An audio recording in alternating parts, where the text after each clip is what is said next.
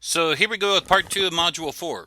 And this is again low-tech considerations, or the hand tools, so to speak. And this part is a bit of a personal story. It's a story about me, because this might surprise some of you, but all throughout elementary school, I was not considered to be a very successful student. As a matter of fact, I was in special ed for a large majority of my elementary school years. I was in title math and reading all the way through elementary school, and I had some issues. Um, they were treating me for what they thought was a learning disability when I first started out in first and kindergarten and first grade. Um, had to go to a speech pathologist as well, because the speech pathologist would I couldn't pronounce diphthongs. The speech pathologist would hold a picture of a thrush and say thrush, and I'd look at her and I'd say trush, and she'd go, no, no, no, no, thrush, and I'd say trush, and she looked at me and go, sound it out, thrush, and I would look at her and go, trash, because I had watched Sesame Street and Grover told me that a T made a T sound. So I was behind in speech there. I was behind in reading. I was behind in math. Like I said, all throughout elementary school, I had to go to that. And, if you ever reflect upon your teachers, there's going to be a teacher that will stick with you forever. And for me, it was my second grade teacher, Miss Johnson. And I tried following up with her now that I'm an adult and see what happened to her. And I keep looking. I haven't found out yet. Gonna find out eventually. But Miss Johnson had such an impact on me, and I can still remember things she wore. I can still remember how she smelled. Um, if I smell that perfume, I know it's Miss J all the way through. And the reason why she had an impact on me was twofold. Number one, uh, during second grade, my parents split up, and that's pretty tough on a or a second grade kid, especially when it happens over Christmas break. And me being a quiet, shy, chubby little second grader, I forgot to bring something for show and tell, so I shared that my parents split up. And I remember she held me, and it was so sweet of her, and probably why I remember how her perfume that she wore. But it wasn't just second grade that was her impact on me.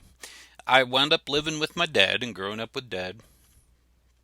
Uh, Third grade, I struggled, and my dad, who was also a teacher, shop teacher, and spent the last few years of his career as a technology teacher, and he loved it. Just had a great experience. Uh, to make extra money in the summertime, he taught driver's ed, and it was a pretty cool place. The way they taught driver's ed back then was they had about 70 to 80 kids set in the cafeteria at the school he taught at, and the one of the two teachers, either my dad or another guy, would lecture. Then you would read the textbook the remainder of the class period. It was like 2.5, 3 hours every day. And then you'd show up the next day. They'd answer any questions the kids had, and then you'd take the test, and it process repeats itself. And so I was there. My dad was responsible for the test, Chapter 7, Parts of a Car. And he said, take your time, or to occupy my time, he said, take the test. So he gave me a copy of the test. Well, it was a 25 question test, and you wrote your answers on a piece of notebook paper down the edge. You folded it up, you put your name on it, and you handed it to someone else to grade. Well, I graded my own, of course. And it was 25 questions, multiple choice. And then you had to do what was called the walk of shame, or I guess that's what I called it. Anyway, my dad would stand in the middle of the room after the papers were graded and call out, "Who got 25?" And if you got 25 out of 25, you walked up, handed your paper, and 24, 23, all the way down till the last person that handed in their paper. And I remember this kid in between third and fourth grade, I took chapter 7 parts of a car and graded my own paper. And this was the notorious chapter that was the toughest. And he goes, 25, no one turned in a paper. 24, one person turned in their paper. 23, three high school students and a short little third, fourth grader walk up to him. And I remember my dad, I hand him this paper, I hold it up to him, and the high school kids are all, "What? We just got pwned by this little kid?" And he goes, "Just a second." And so he grabs one of the papers that's 24 and he goes, "Sir, I screwed up grading it. I got a 24, not a 23." And he looks at me and goes, "You're not dumb, are you?" And I just, "Yeah, that's what I thought." Excuse me. Excuse me again. I did good enough on the test that I found my way to summer school the next year. He goes, "You're going to have to go to school. Lowest math grade, you got to get that up." Lo and behold, the teacher for summer school that year, you guessed it, Miss Johnson. And I walk in and I see her and a smile just comes across my face. She goes, "Brad, I'm so excited to see you." And I just, huh?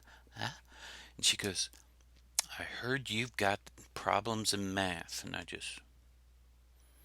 was crushed. I'm going to have to learn math again.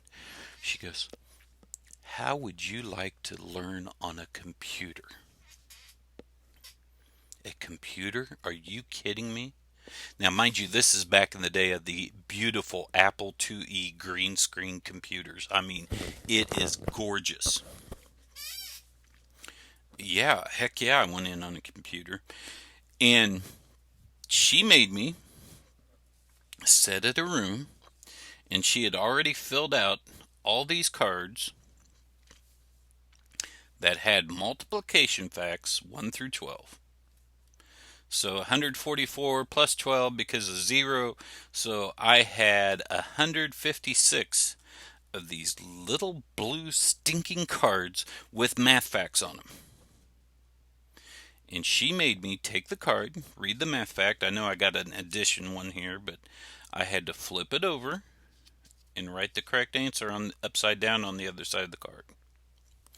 She made me do that for the first for the first day.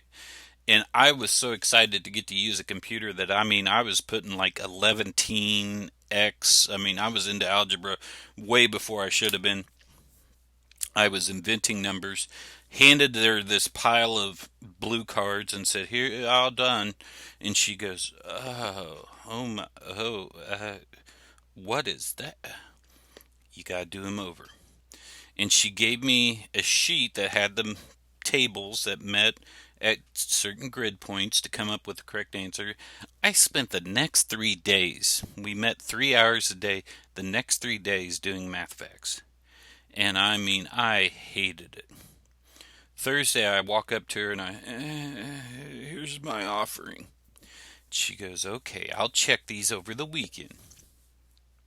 And I'm pretty sure she redid them anyway because they were all wrong. She goes, "Can you bring a shoebox Monday to summer school? I'll tell your dad too." "Yeah, shoebox. Okay. Computer? Yeah." So Monday I show up, shoebox under my arm, new shoes on my feet. They were Keds, mind you. Best blue neon yellow shoes in the world. And she took the box from me, marked a couple places to cut out, and a couple pieces of cardboard to glue on. And she goes, do this, and then you'll get to play with your computer. Now, mind you, I didn't have a shoebox around the house here. So I took one of my old baseball card boxes and modified it. Cut 2 slots into it, glued a couple pieces of cardboard into it. I finally bring it to her. She had to fix it, of course, because little awkward boy couldn't do it. And she goes, you ready for your computer? I said, uh-huh. She set me over in the corner of the room and said, you put this card in. And mind you, I have a card here that says front. And on the back of it, upside down, it says back. And she says, you put the card in, answer the math problem on it, and the computer will flip it over, and it'll shoot out the bottom. I was like, okay, what type of magic is this? I sat there for 20 minutes. She came back over and says, you haven't started yet. And I look up at her with the most innocent face in the world, and I said, it's not plugged in.